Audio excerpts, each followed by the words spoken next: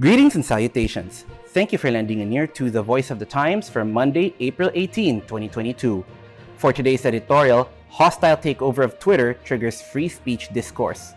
Last week, billionaire Elon Musk offered to buy Twitter and later in a TED Talk convention explained that he wanted to protect free speech, which is vital to democracy. Feeling threatened, Twitter is fending off the hostile takeover and in doing so, protect its decision to restrict hate speech and fake news on its platform.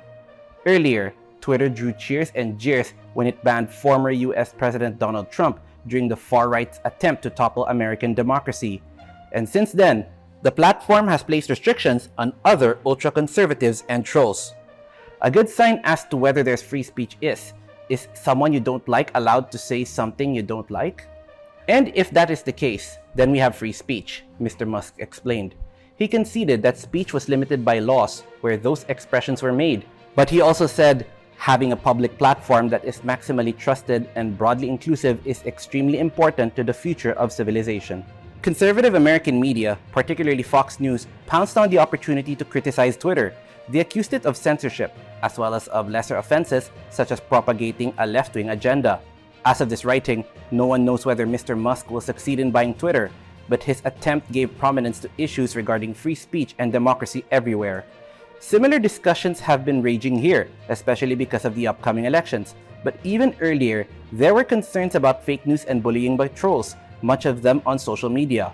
Ironically, Nobel Peace Prize laureate Maria Ressa has been for reining in social media, particularly Facebook, and their harmful algorithms that she blamed for undermining facts and manipulating thoughts. This was an odd position to take for someone billed as a champion of media freedom and a journalist fending off libel cases that she believes to be politically motivated. Outrageous opinion, fake news, and more broadly propaganda are not harmless, but we tend to agree with Mr. Musk that restrictions on free speech can be perilous. A politically unfettered media, including social media, is a hallmark of democratic societies, and restrictions should be handled with extreme caution. To be clear, we do not believe that all types of speech should be allowed. For instance, shouting fire in a movie theater or an airline passenger joking about a bomb deserves to be outlawed. But it might surprise some to know that society has been living with fake news for a long time now, and yet life goes on. An early example of fake news appeared in 1835 in The Sun.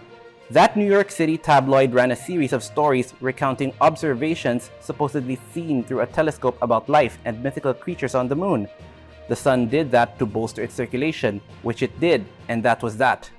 Media's influence on society has been studied for about a century now, and yet the results over the years have been often inconclusive and contradictory. One of those studies was commissioned by the U.S. Federal Trade Commission in 1979. It was concerned about the influence of television commercials, particularly on young viewers. They were reportedly exposed to some 20,000 commercials a year, or about 3 hours a week. The good news is that by the 6th grade, young Americans adopted a global distrust of TV commercials. The point here is that being overly protective might be unwarranted. Also, the harm posed by the media should be balanced with the importance of preserving democracy. As Evelyn Beatrice Hall famously said, "I disapprove of what you say, but I will defend to the death your right to say it." Mr. Musk was not as eloquent, even verbose, in explaining his beliefs, and we quote, "If in doubt, let the speech, let it exist."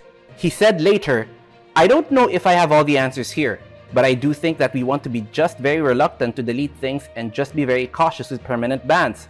Timeouts, I think, are better than some sort of permanent bans." That is food for thought for crafting our own policies and opinions. And that's the editorial for Monday, April 18, 2022. For more news and information, get a copy of the Manila Times on print, subscribe to its digital edition, or log on to www.manilatimes.net. Follow us on Twitter, Facebook, or Instagram, and listen to the Voice of the Times.